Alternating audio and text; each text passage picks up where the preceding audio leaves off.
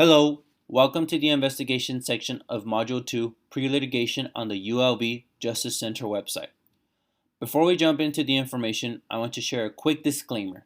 The information provided on this site is not legal advice, but is provided for informational purposes only.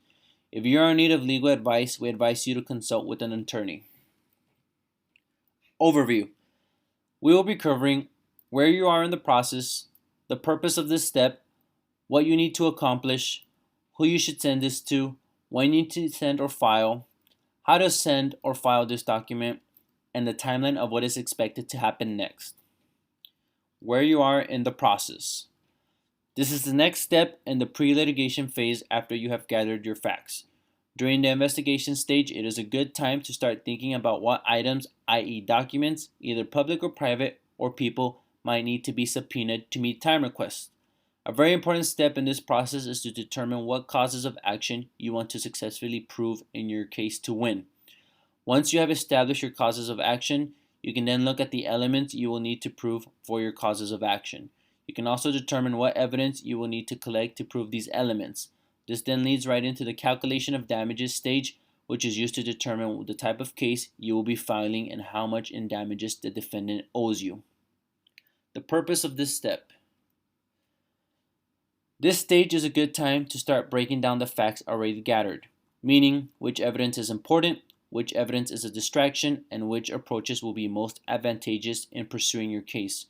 In this stage, you will also identify what counter-arguments the opposing party will try to argue. This stage will help validate the strengths and weaknesses of the claim you are bringing forward and what other evidence you should consider collecting. Avoid being underprepared for the counter-arguments the other side will try to present to fight your claim. What you need to accomplish during this step.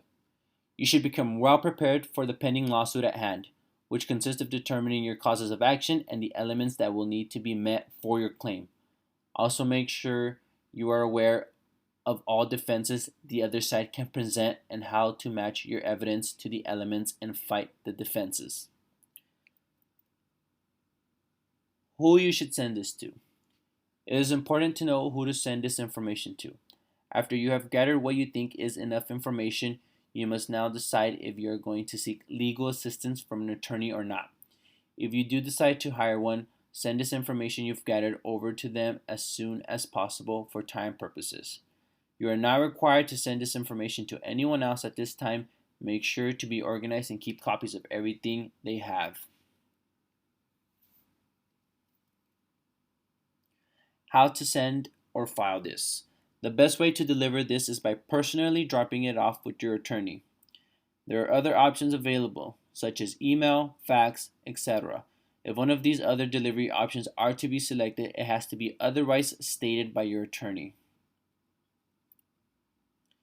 What is the timeline and what is expected to happen next? The timeline of what is to happen next depends entirely on you. If you have an attorney, you will both need to agree on what causes of action will be pursued.